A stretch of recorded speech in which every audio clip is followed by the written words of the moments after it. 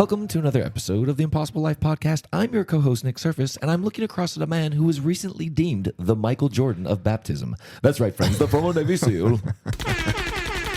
Perfect. Garrett Unkelbach, a man who gives the term dunking on dudes a whole new meaning. I just, the way that I see it, let me give some of my thoughts. Well, hold on. Before you give your thoughts, let me explain why this came about. We just got back from Mighty Men Camp, where Garrett always gives the opportunity to baptize people, and it's great. And I got to baptize with you. And I always send your wife, part of my brotherly duties is when we go places, which we go all over the place, I always send your wife pictures and videos because she enjoys them. And I know that, and so I'm just trying to love her and serve her. So I do that. So I always send her the baptism things, and I send them to my wife, of course. And the question's always like, wow, is Garrett trying to see how long they can stay under there for? Or, man, that was pretty aggressive baptism. Well, for one, I say, on the length underwater, we don't need this little sprinkling, okay? We don't just need you to get like a little splash under. Let's make this a comfortable experience for you.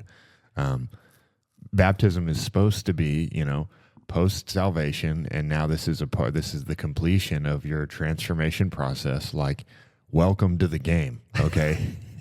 It does not get easier from here. And if Jesus stayed down for 3 days, you can stay down for 3 seconds. Which is exactly what he says to guys. And it's so funny because you always do it with Pastor Josh, your best friend, and he's not wired like that. So he's kind of like going, okay. He's kind of watching. Yeah, he's kind of like, okay, we can bring him up. Well, now. we're usually like in a pond or a lake. Yeah, this is a dirty lake that we used this time. We cleansed it. Yeah, And I hope so. I go down with you. One of the guys afterwards like, man, you got baptized like 7 times. And you got gradually lower with every guy. Like at first your beard got wet, then a little bit of your hair. Some of the guys that are they're bigger. They're bigger. I got to get, because I don't. Got to use your legs. Yeah. Yeah. I got to use my legs to push them up out. I throw you down hard, but also throw you out hard. I know. So we had the privilege of baptizing my best friend together, James, and that was amazing.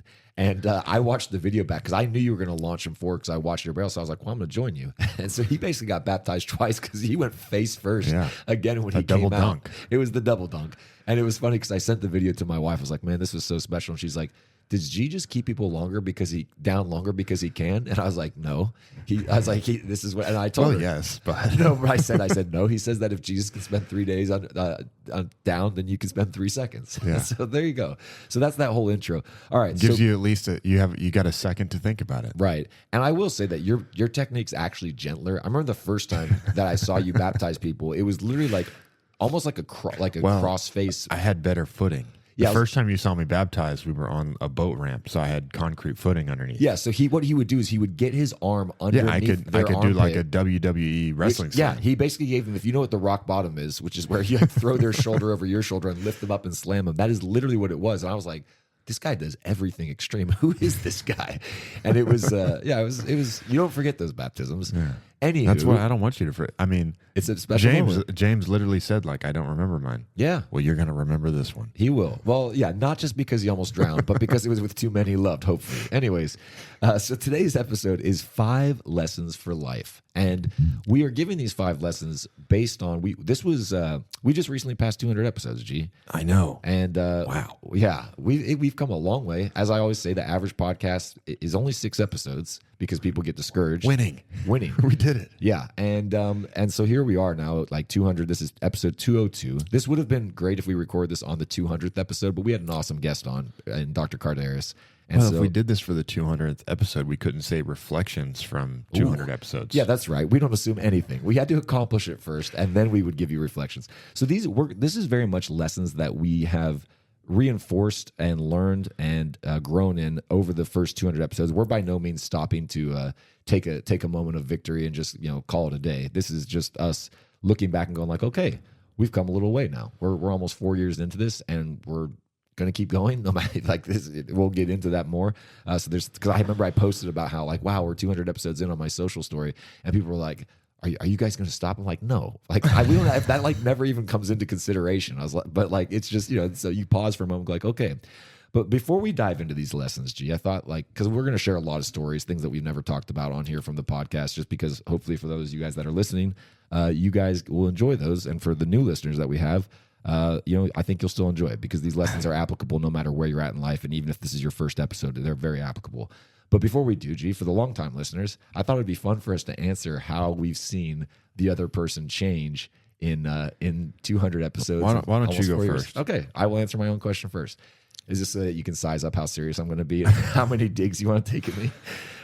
So yeah, man, for me, because I thought about this, like the first time I came over to your house, I remember I was like expecting like booby traps, and I didn't know what to expect because I'd never been to your house. I was like, I had all this recording equipment in my hands, and I just kind of walked into your house, and I didn't even know if I was going to be on the podcast with you. Like I was like, do you want me in? And you're like, yeah, I don't want to do it on my own, because I was very much willing to just be like your behind the scenes producer guy. I just thought people needed to hear what you had to say.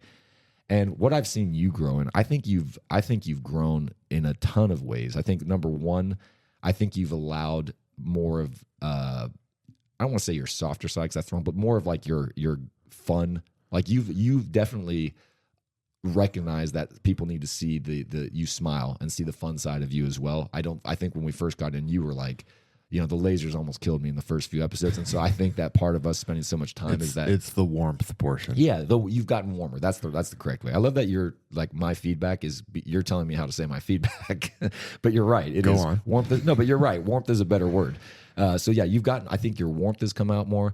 I think you've developed your messages a lot clearer. I think one of the benefits that's come out is that you've come out with a lot of your life messages, because as you told me from the beginning, you're like, Garrett loves prompts for his brain, and I was like, who is this guy? But I've seen that because, and I've also experienced it myself. I've watched as you've developed messages that we've put together, some of which, you know, you already, like you had your keynote already, but some of which are becoming keynotes because through the process of what we're doing, you've engaged a side of you. And I think you've gotten a lot of reps. For sure. I think your public speaking's gotten better because, once again, not just reps, but also having structure and having like, getting to test things, right? I mean, we've gotten to test and see responses. It's like great math.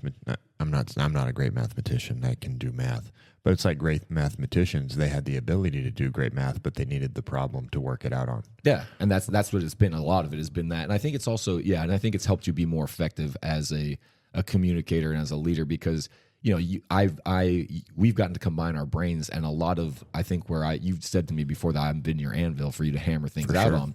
And so a lot of times I've been able to say, like, I've asked you questions or kind of given you the perspective that I have and said, actually, a lot of people would say this. And I think that's been beneficial for you. So I've seen you grow in a lot of ways. I think you've become a lot warmer. I think you've become much more effective. And I also think you've developed a ton of messages. So I would say that would be, that's how I've seen you change. I would say Nick has changed a ton since the beginning. Said with a wry smile. Anybody who's known Nick, I mean, if I was selling the benefits of being my friend, I feel like I could sell a pretty good package. I mean, your testosterone's higher. You have a beard now. You didn't then. Yeah. You've got way more muscle than you had 4 years ago. It's true. You weren't a bad leader, but you're a much better leader now than you were then. For sure. I feel like, you know, your life's just gotten way better over the last 4 years. Well, it's 100% true. No, I mean, I would say I would agree with every single one of that. I was waiting for, I was bracing for the punch in the kidneys here, but yeah, no, I would agree with that wholeheartedly. No, in so many ways, you've just gotten so much better. I would say your jokes are still dumb. Still waiting for the comedy level to improve. Was that necessary? We're talking about what's changed. Okay. I would say that you're so while we're throwing things out, I think you still have a terrible sense of humor. Okay, so let's just be honest about it all. One of the things I said is that Garrett's not gotten any nicer. So because he was like, oh, you're going to say I've gotten meaner. I'm like, no, you're still just as much as a jerk as you were when we started. So thanks. All right, let's get into it, G. All right, so lesson number 1. So this is 5 lessons. Nick and I talked about this and said, you know, what are we still learning, or what are some of the big things that we've learned? And some of these were they were theory or proof of concept in the beginning. For sure. And so we'll talk about how we've seen some of it be true. Yeah, well, what are beliefs, G? Things that you know to be true but can't prove. I feel like we've proven some of these to an extent. We've definitely gathered evidence. Yeah, we have a lot more body of work to go like, hey, look at this. So lesson number 1, excellence always pays off. Excellence always pays off, not sometimes pays off. Literally always. And I mean, we could talk about the proverb where it says, do you see a skilled worker, he will stand before kings, but that's not actually not the point. A guy we both respect, Tom Bilyeu, he says he with the highest standards wins. That's his saying. And we've learned that. And so let me tell you how this has played out for us. Like I said, when I first came over to Garrett's house with my equipment in my hands, Garrett said, I don't know anything about podcasts. I said, don't worry, I'll take care of everything.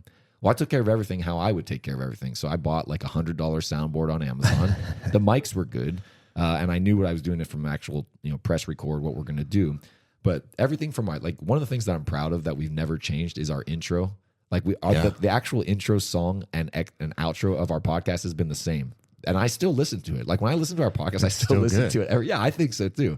And we're obviously biased. I had thought about that for a long time. Yeah, you did. You sent me a lot of video clips, and I messed around and with where to put them, and we, found the song. And then I remember I was telling the story. So like that beginning when Garrett goes impossible, and you nailed it on the first take too. That wasn't that wasn't like a second, third, fourth revision. You sent it to me. I was like, this is it. Well, yeah, because I knew that I could make those clips tell a story, and we did. But the part where Garrett gives the voiceover, like what Nick and I are pursuing, like whenever you talk about the whole thing.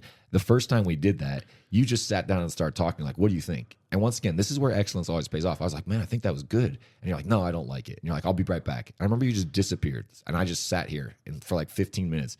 And you went off and you wrote it. And you came back, you're like, all right, I'm ready. And then we pressed record. And then you did it. And you're like, I'm a lot happier with that. And I was like, I thought the first one was good. Now I go back and I'm like, thank God you did that. Yeah. So like, because that was good. So that's one thing. But where it really paid off, the second episode for me is like the most painful episode we've ever done because my cheap sound equipment that I bought, we recorded the first 2 episodes at the same time. We just got together. We recorded episode 1. We had to re-record it because the first one we thought, it was like our first take. Let's just go again. Then the second one we recorded straight away after. And I'd say in 200 episodes, how many times have we had to repeat? Well, remember the one time I accidentally deleted the whole episode? Right. That's the only time. Yeah, I was going to say it's just twice, right? It's just twice, yeah. So episode 1 and then whatever the episode was that you accidentally deleted it. Yeah, I've also deleted it from my brain, or I was trying to move on from that pain. Well, I think that's great. In 200 episodes, we've only had to repeat an episode twice. Because we only sit down. We just do this all in one take. We don't ever edit anything out. That's I don't know how other people do things, but it's just a conversation. But part of this, so what this looked like for me on learning that excellence always pays off and high standards was in 2 things. One, it was in the equipment, and number 2, like Garrett was very adamant. He's like, because I remember you looked at me with the intense way that you do because you feel strongly about stuff. You said we will have very high standards for who our guests on. We will not just have anyone on. And I was like, okay. And I was kind of like, yeah, but wouldn't it help to just there's people we know that like I know they're great and we could bring them on, but you always had like this really, really high standards. Like our very first guest was Steve Weatherford, who obviously had a Super Bowl championship resume, a large social media following, and it was is a friend of ours, so it was easy to get him on in that respect. But like there was plenty of other people that I've been like, oh, what about we could talk to this person about that, and you were always very adamant about it. Now fast forward to how this pays off. You guys just heard a couple episodes again. We had Dr. Nicholas Carderas on, who's an awesome guest, right? I mean, he was. I thought he was phenomenal. Now you got to remember, this guy's on Fox News all the time, like and then it's The Impossible Life. So it's like you could sit there and go like, oh, well, how does that happen? Well, how it happens is because whenever we go and talk to people, we can say, hey, here's who our guests are. Here's who we've had on before. Here's where we've ranked on Spotify, whatever. You start listing those things off. And I remember that really became clear to me because when we had Evan Carter on, I had to pitch to his agent. Evan Carter had just won the World Series. Lots of people wanted him on their podcast. And then he was like, who else have you had on? And at that point, it kind of dawned on me. I'm like, oh, thank God. Here's who we've had on. We've had a New York Times bestseller. We've had this Super Bowl champion. I can't remember who else I gave, but I was actually able to lay those things out. And I realized, I was like, man, if at that point we had gone with what I thought in the moment, and you hadn't been zoomed out to have the vision of like, no, we need to do this at the absolute most excellent standard possible, that would have been it puts you on a different trajectory and you don't realize it. Let me, before we go on, those are great stories that really exemplify excellence. Excellence pays off. Let me talk about what excellence pays off means. Okay, excellence is not perfection. There's a difference between excellence and perfection. Yeah. And I had a friend say one time talking about film, because he's a very excellent guy in the way that he makes film, just like Nick and his business partner are in the way that they produce film. But he can just continually make it better, improve it. And he said people always ask him, like, is it done yet? Is it done? And he says it's never done, because I could always keep making it better. But eventually I get to the place where it's ready. Right. Okay? And what determines your readiness, it's a cost benefit analysis.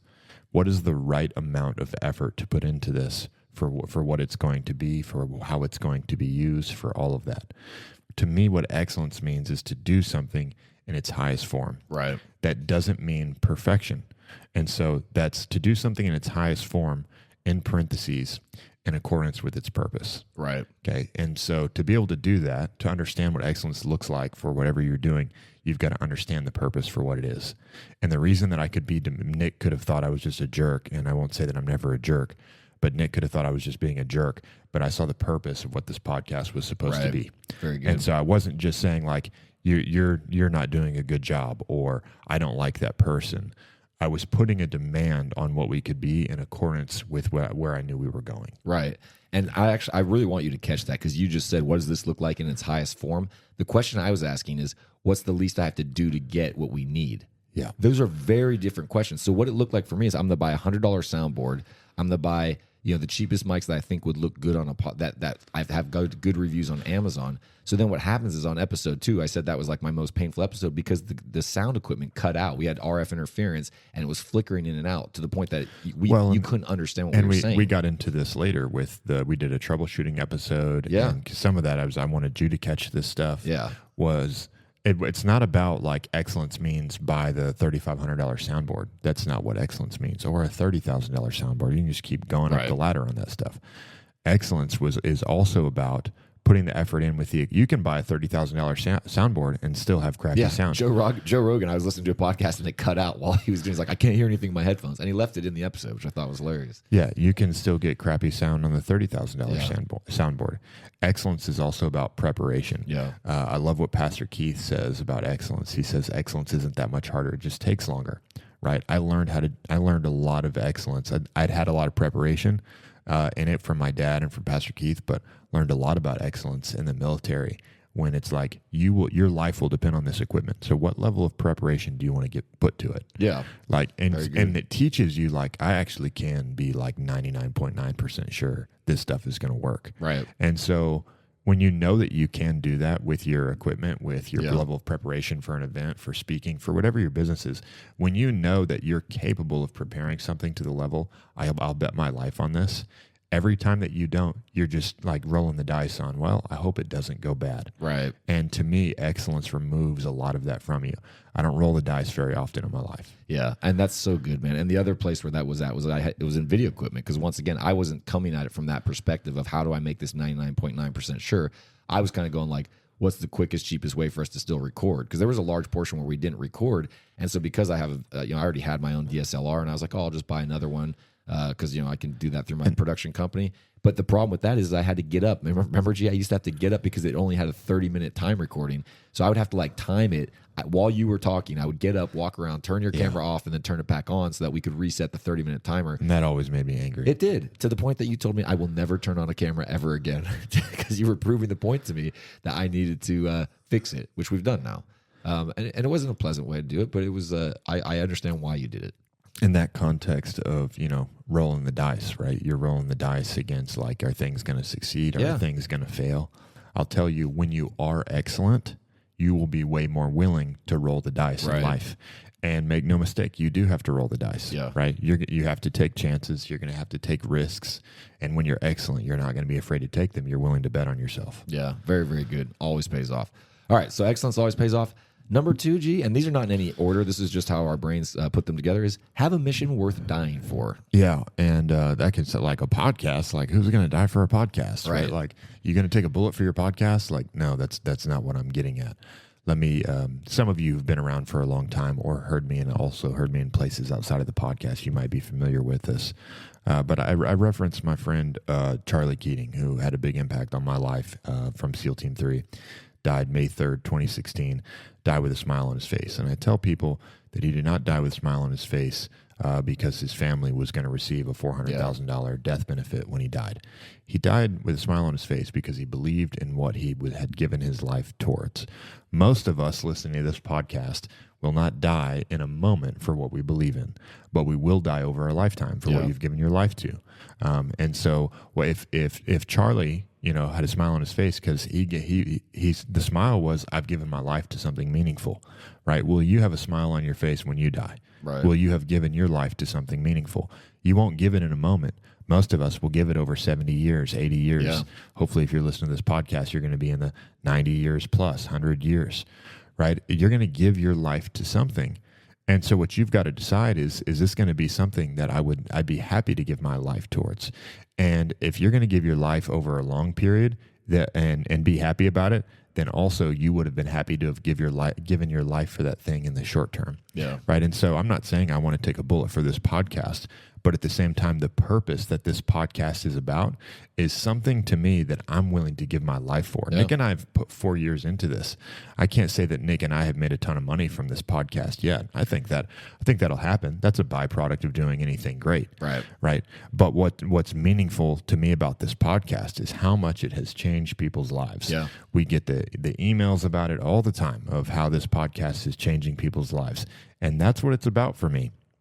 And if Nick and I had been focused in the beginning on, we'll keep going if we can get to this metric by this point, if we can get to this level of revenue by this point, if we can get to this level of sponsorship by this point, nearly every goal that Nick and I have set for the podcast, we have fallen a little short of. Yep. Now, we've set big goals and gotten really close to them, sometimes 80%, 90%, but we haven't nailed very many of our goals. What's great is we've just continued to grow. And there's also been plenty of growth that we didn't necessarily set a goal for. And it's like, oh man, we're just blowing up right now. This is great. Yeah. We weren't trying to do this. It's just happening. Yeah. But the point is, if we had been outcome focused, and when we set out to do this podcast, and that's probably why most people quit. It is 100% why. Oh, well, man, after 6 episodes, only 100 people listen to us. I'd want to quit now, right? If we had been outcome focused, somewhere along the way, we would have given up. But because Nick and I were both attached to a purpose of, man, this is so much more important than this specific outcome or this specific outcome. All the great outcomes that Nick and I would like to have to come from this podcast, some that have happened and some that are still going to happen, they're going to happen as a byproduct of us pursuing this great mission. Yeah, because that's exactly right, G. Because to me, I always think about the people that we serve and why God brought us together. Because ultimately, our ultimate mission for our lives is to advance the kingdom of God, right? That's right. Fulfill the great commission, and we feel very much called to men. It's what we spend our life doing. Advance the kingdom, right? But to advance the kingdom, and to that point, I mean, you're exactly right. I think the average podcast gets 30 downloads total to start with. So, I mean, you can see, like, really think about that. Dang it. Yeah. So you put all this time and effort, you buy equipment, and you get 30 We're not listens. discouraging you if you are listening and want to start a podcast. Just know what you're signing up for. Right. And I'm assuming that's the person that starts that has no social media following and blah, blah, blah. I mean, there's always going to be the person that, like, they had 10 million downloads. And it's like, well, yeah, they were also an international superstar. Hey, you know what? Barack Obama started a podcast and he quit. Did he really? Yeah. I didn't know that. He didn't get very far either. Well, I wonder if he got more than 6 episodes. There's been a lot of famous people who have set off on podcasts and realized, like, oh man, this isn't going the way I thought it would. Yeah. And so I didn't even realize that. But yeah, but that's exactly, it's always, I can honestly say, like, and this has been inconvenient. I mean, we're sat here. It's, I got to your house at 5:30 a.m. this morning after getting back from the camping trip. It's early. But I've never got work to do. We got work to do. Today's the day. Today's the day. And I've never thought of it as drudgery because of that mission. And let me just say, so like when you have a mission worth dying for, you also make sure that you don't die for the wrong mission or get sidetracked by little tailwinds. I think one of the best things I've ever heard you say is the quickest way to get off a mission isn't something difficult happening. It's a nice little tailwind, aka, ooh, we could go faster this way. Oh yeah, look, it's the shiny object. Right, shiny object syndrome. So for me, this was very clear because early on, like, I'm a marketer, right? That's what I do. It's one of my companies. It's what I do with the most of my time professionally is marketing.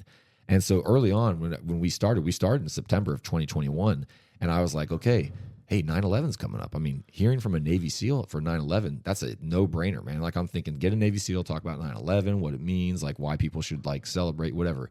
And so we started, I remember I brought you up, we started doing this podcast, and we were like 7 minutes in, and you're just like, I don't want to do this, turn it off. And I was like, okay. And I pressed pause, you're like, this is stupid. This is not what we're here for. Yeah. And so like, I think I still have the audio of that. I've never listened to it again, but like that's the only time we've ever started a podcast and stopped it midterm. Now, here's what it also looks like whenever you're really mission focused. And I share this because I want you to realize. Well, and hold on, I just want to talk about why we didn't do that episode. Right. There's a lot of there's a lot of podcasts out there that focus on current events. Yeah. And we mention it, we'll reference it here. Right. But I didn't ever want to do episodes focused on current events. Yeah. And also I didn't want to just, I feel like God brought me through the SEAL teams and put me there to learn many lessons. I've also taken nearly every opportunity that's been given to me to serve back into the SEAL teams. For the way that community touched me. But I don't want to be the guy who just speaks on military related things. Yeah. And there's guys who have way more illustrious military careers than I did. Go listen to those people. That's what you said, actually. Yeah, I remember that's actually what you said. I have the highest level of respect for Jocko. Go listen to him talk about 9/11. Yeah. Right? He led the guys who responded to it. Right? Go listen to him. And when 9/11 happened, I was 11 years old. Right. And so, yes, had a huge impact on my life. Like I remember sitting there in school watching it. Or I remember sitting on my mom's bed watching it and then going to school. I remember all that. But go listen to other people about those big current events. I knew that wasn't the purpose of our podcast. Yeah.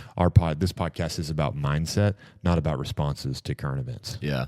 It's funny because you saying that reminded me of something you said to me very early on when we started for Excellence Always Pays Off that I forgot about. You said everything we say on this podcast will hold up for all of time. Because what you just said about current events, and I remember when you said that, I had no understanding of principles, and I was like, oh my gosh.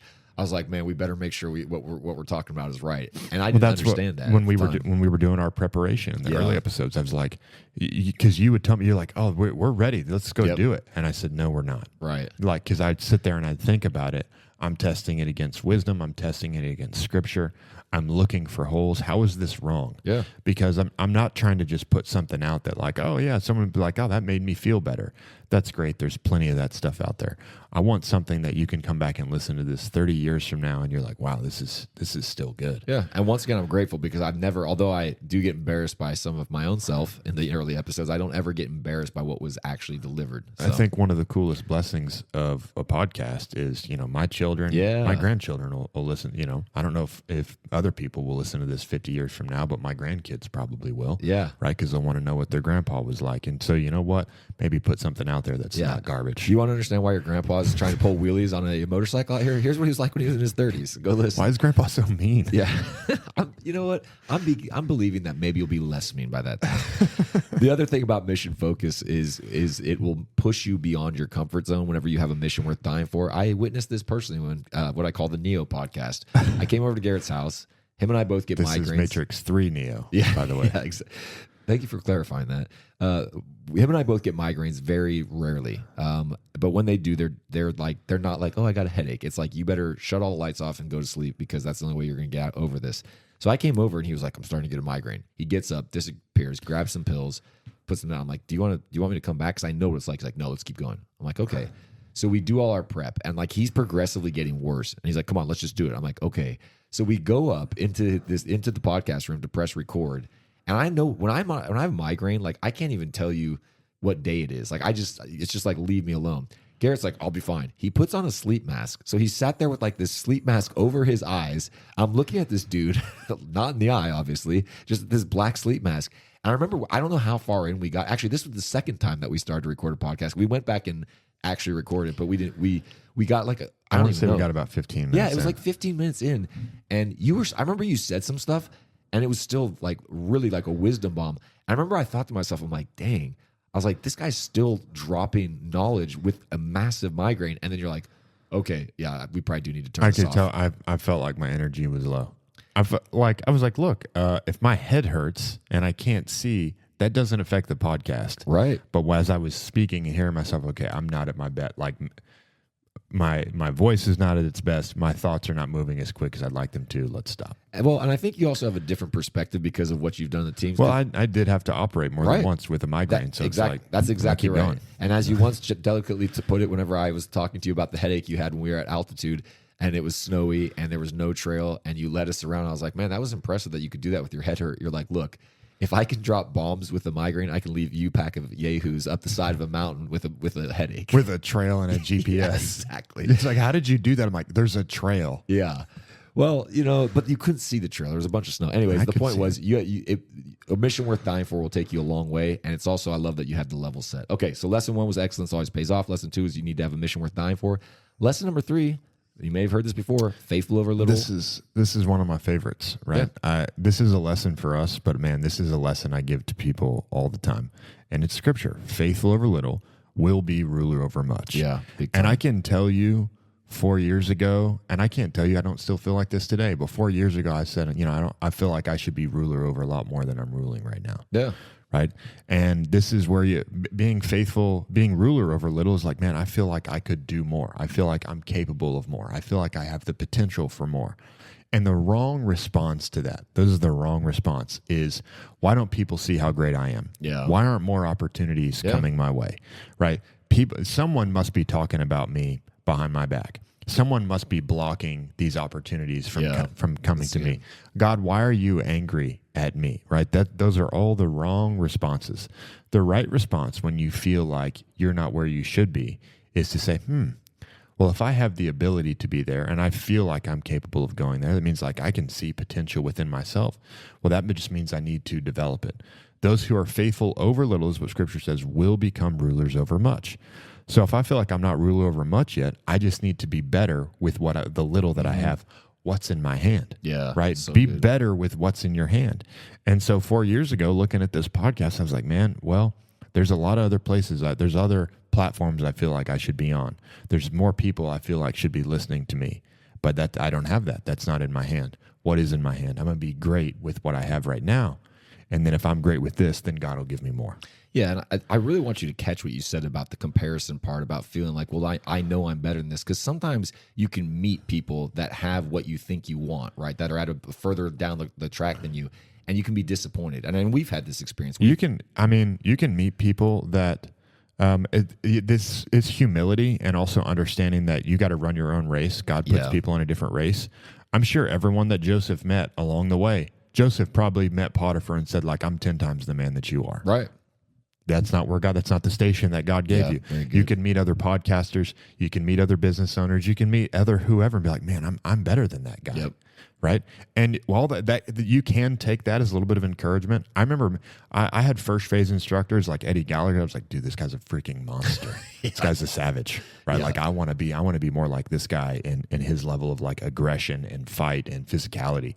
And I had other instructors, not that they were bad guys, that I was like, I got more than you do. Right. Right. And so, but I wasn't a SEAL. I was a student. Right. And all that was encouragement for me. Like if I can see you, like you're in a position way down the road than me, but if I can look at you and say, I have everything that you got, then that's just encouragement for me. Not like, hey, give me my trident now. Yeah. That's a great way of right. looking at it, You've got to go through your process. Yeah. And there may be business owners, podcasts. You may got nothing in the bank, and you meet a guy that's worth tens of millions of dollars. You think, man, I have more than him in every category. That may be true. He may have also paid a price that you haven't paid yet. That's exactly right. So let me tell you what this looked like practically for me. There's two things where this really hit home. I don't think I've ever told it on this. I may have told it on the podcast at one point, but I can't remember. Our first ice bath, right? When we were like, hey, we need to do an ice bath. And because we'd been going for 4 months, and that was obviously my fourth episode where I got in the ice bath on air for the first time, was kind of like people enjoyed that moment, shall we say. And if you're one of those that goes back. I appreciate that you have always been willing to just lean into the whatever. Look, man, I'm face first on everything. It's like I'm either all in or not in at all. That's literally how I live my life. It's the only way to be. I don't do half measures.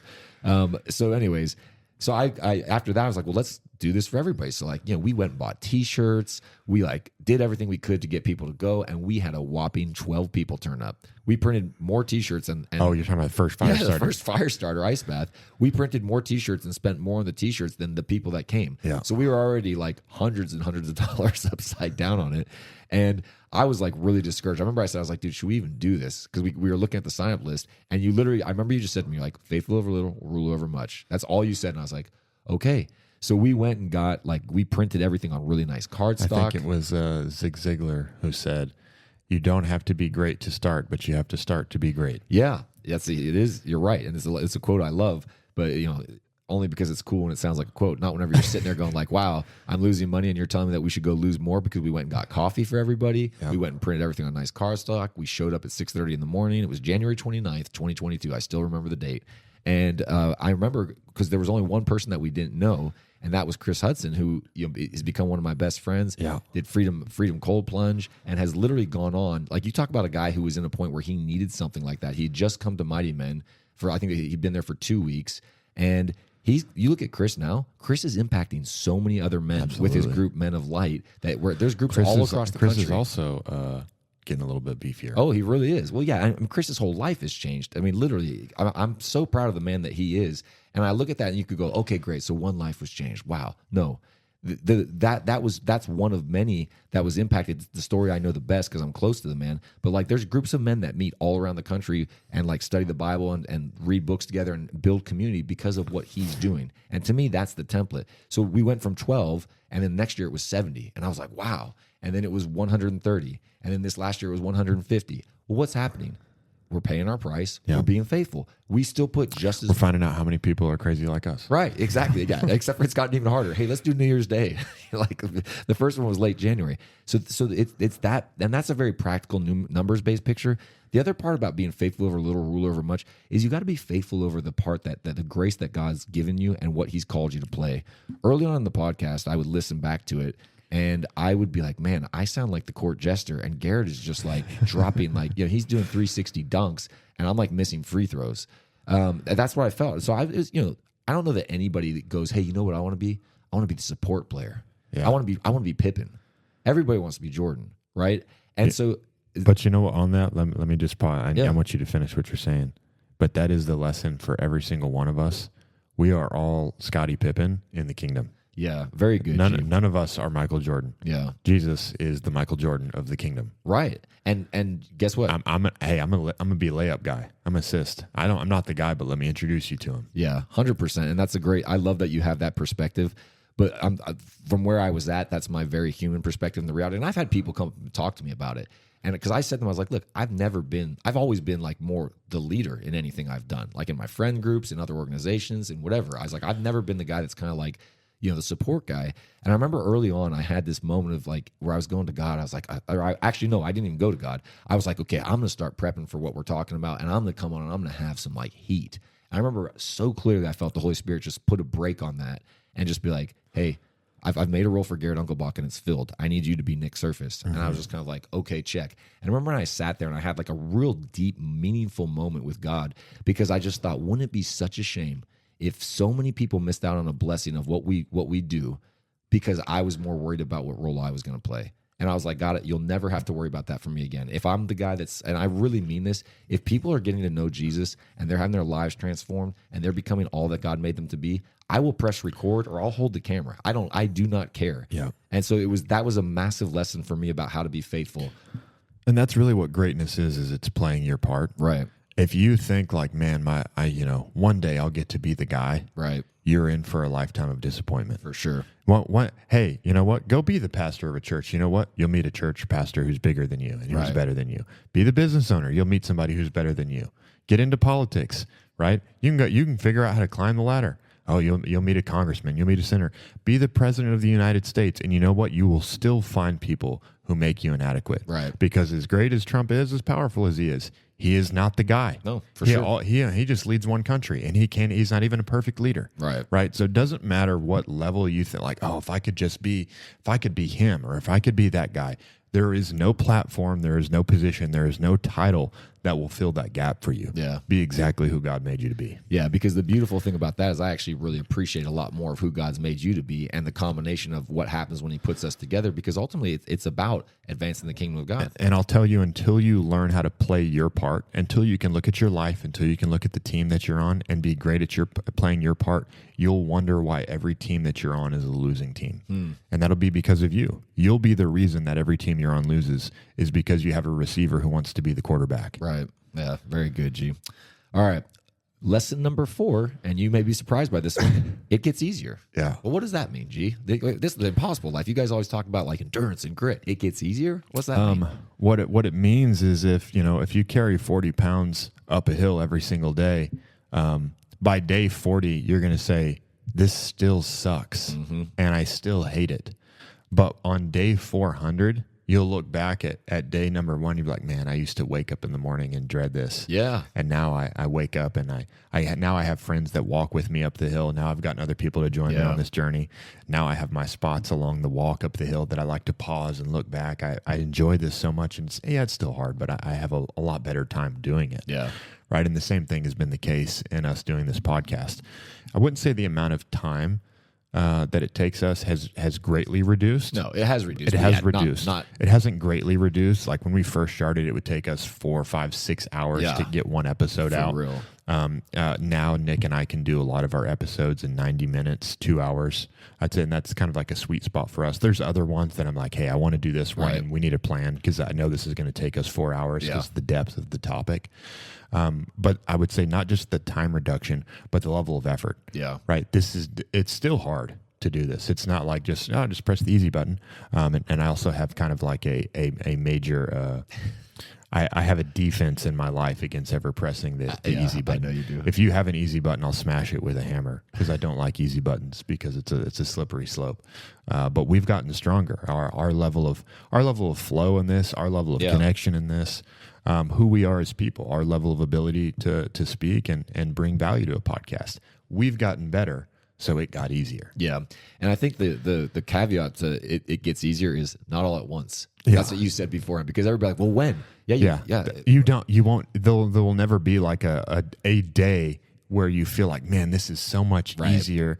Like day 400 versus day 399 doesn't really feel any different. But if you can make it to day 400 of carrying 40 pounds up a hill every day, you look back at day number 1 and go, I see. Yeah, I mean, I don't listen to our early podcast, but I have at various points in the past gone back when we were, whatever, a couple years down the road. I'm like, oh my gosh, right? Because you don't realize it because it really is the picture of growth. I think about that one, and in the small picture I would give to you is if you've ever had to push a car because it's broken down, the hardest part is when you first get that thing moving, right? Yeah. If someone's like, hey, you're going to push a couple 1,000-pound car, you'd be like, what? And to start with, you're like, ugh. But then once it gets going, you're like, okay.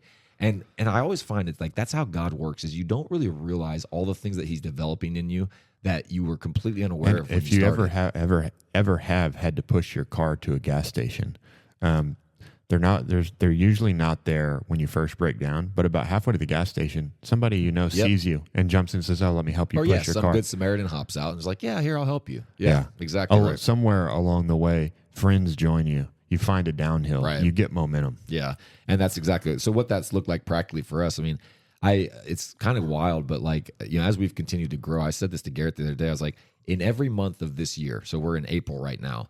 Just in the month, if you just looked at like in January, more people listened to our first episode than in the entire first year and a half it was released. Okay, say that one more time. So in January, more people listened to episode 1, which means we have a bunch of new people who have found the podcast. Like January this year. January of this year. And if you're one of these people, like, thank you. I love that you have this mentality. Yeah. So people will listen to whatever episode. I'm going to go back and just start from the beginning. More people have done that just in the month of January than all the people that listened to it in the first year and a half that we started. That's crazy. Same thing in February, same thing in March, and we're not done with April yet, but we're almost done, and it's there. That's crazy. Which is insane to me. So like it's weird because like you look at the pie or you look at the bar the line chart, and like suddenly it's like been really low for a long time. And it's like whoo, and that's also fruit of excellence always pays off. Right? Yeah, exactly. Well, it's almost like it links to the other lessons. I love that. So yeah, and what I was saying about God developing things you don't realize. I mean, G talked about how we've reduced our time. I say this to people all the time. At some point, we will share our podcasting method for other people that want to learn how to podcast. I feel like our process in podcasting is so rock solid. Even if it was something that we're not well versed on at all, I feel like people could throw almost any topic, and because we have a methodology to it, we would tackle it and deliver something that's both entertaining and valuable. And I don't say that arrogantly. It's just we have done this a lot. And that's what these, before we go on to the last lesson, I'll say that's what these lessons were supposed to be. Right. We could have given like some more technical or podcast related ones or some story related, how we do our story for the show, some story related ones. But all of these lessons are lessons that if you are building anything in your life, that I hope you're learning the same lessons. Yeah. Very good, G. All right, well, let's get to the last lesson, G. Number 5. This is something we've talked about before, and we've seen it here, is that vision matures as you do. Yeah. What is a vision? Vision it's this great thing that you see that you could do with your life that, well, if it's steps along the way, if I could accomplish this, then I could accomplish this. It's really the highest form of potential that you can see. What's the thing that you want to continually serve, right? A mission serves the vision, and those missions that are worth dying for serve a vision that's so much greater. And at the very beginning of your journey, you don't see all of it. Correct. It's almost like just barely a feeling or an idea. And that's where I try to help people with their purpose is like in the beginning, it'll just be a feeling. But if you can just get that feeling of purpose, that's all you're going to have when you start. Joseph just had a dream that his brothers would bow down to him. God could have given him the dream like, one day you'll be number 2 over all of Egypt. One day you'll save Egypt and Israel from famine. One day, God could have done that. He just said, no, Joseph, I'm going to give you this dream that you'll be a leader. Yeah. And he bought into it. He said, okay, I'm going to be a great leader. Yeah. My brothers are supposed to bow down to me. I'm supposed to be someone that people follow after. And so I need to develop myself in that way. And the further he got along the way, obviously Joseph didn't let go of that dream. And I'm curious, and I would guess that he did, somewhere along the way in his time in Egypt, he started to realize, like, maybe I'm in Egypt for a reason. Yeah. Maybe God brought me, and maybe I can't, maybe I can see it, maybe I can't. Maybe Joseph could hear the whispers of what was happening in Egypt at the time and realize that, like, God was bringing him there for a reason. Well, and it was so deep in him because you look at what he named his kids. Yeah. Both of his kids' names were meaning about the journey he had. I can't remember the specific names, but I think one of them is like, God sees my pain, or God restores me. Yeah. And it was like, so it was clearly in him. And then it says that whenever he saw his brothers and like heard the story, he then understood. And I just, it's exactly, I mean, that's such a great example. I mean, for us personally, what this is looked at is like when we started, I've told this story, but I was basically on a run, and it was a God, like the Holy Spirit broke in on my run. I was listening to a podcast of somebody very famous giving advice, and I was like, I know a guy who could give much better advice than this. And so I just felt like it was like a real God idea, and I stopped running and text you. And then that's how this thing got started, is like, hey, I think you should have a podcast. Now, when I did that, that was just me being obedient. I had no dreams of like, hey, I wonder if we could be famous, or hey, I wonder. There was nothing like that. It was like, people need to hear this. I think we could help people grow closer to God. Let's go. And then as we've gone on, we've looked over and over again and been like, okay, actually, here's where we need to hone in. Here's some of the things that we need to focus on. I mean, for me, a practical way that this looks, when we first started, Garrett had 3,000 followers, and he was like, never on Instagram. Like, you wouldn't, if you sent Garrett a DM on Instagram, maybe you'll hear from him in a couple weeks. Like, you were just like, I don't like social media; it's a distraction. Like, and you weren't about it at all. And now Garrett has, what do you have, 87,000 followers, something like that. And it's not, the point isn't like, oh wow, Insta famous. Who cares? The point is that you looked at it and you said, and it's probably better coming from, but you changed your thoughts on it. You said, I see a lot of people out there that are saying things that I know don't work, and people are buying it. And so I feel that that I need to put things out there that I know works, which are biblical truths that are based on God's principles. I did not like social media a lot at the beginning and didn't really want to do it. But what changed my view of that is, it's kind of like Paul saying to the Romans, I'm a Roman. Right. And to me, it was like, man, if this is where I got to go to help people, then that's what I got to do. Yeah. Because I have a lot of preferences, but whatever I need to do, if I got to wear a purple shirt to be able to speak to people, I'll wear a purple shirt. I don't want to wear a purple shirt. Wow. But if that's what I got to do, then that's what I'm willing to do. And that's not me. That's not me like having a break of character or a break of core values. Really what that is. Jocko teaches a great story in Extreme Ownership about uniforms. And it's like, you can be all about, like, this is what I like. We're the SEALs. We're the cool guys. They embedded with an Army unit and put on Army uniforms, right? Why? Because it helped the relationship with them, and they could do their job better. And so when you have a great connection to the mission, or you have a great connection to what you're supposed to be doing, then you'll say, you know what, if I got to do this, then that's fine. If I got to drive on the other side of the road, if I got to do, any preference that you have, that you would be willing to lay it down. And I had some preferences around social media and thought it was stupid. And I was willing to overcome those, because I said, if this is what I need to do to be able to help people, to be able to accomplish my mission, then that's what I'm willing to do. Right. And that's been what you just described in detail. We've done that in a lot of different ways around, okay, now we need to be able to serve people with, let's start up an email and see if we can get, see if we can help people by blessing them with like a blog, or if we can, mindset mastery, like everything that we've done. It's like, how do we serve people better? We didn't start off going like, our mission, our vision is to change the perception of what it means to be a godly man. Just be really clear that the things that you're willing to change are preferences and not values. Right. Because I will Nick has seen this in me. I will fight to the death for my values. Right? Yeah. Like I'm extremely hard about that. I'd rather a lot of other things than give up on my values, but my preferences I'm willing to sacrifice. Yeah. And I so appreciate that. One of the other things I wanted to just highlight here is that for me, this has been a personal lesson, because I just shared the story about how this thing started and how we've grown and the vision has matured as we have.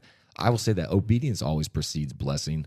What you said at the beginning about how my life has changed, I see that as well. Like, yes, God has broken into my life. I think that He put you in my life and put me in your life as a blessing to both of us, and it's blessed us both in unique ways.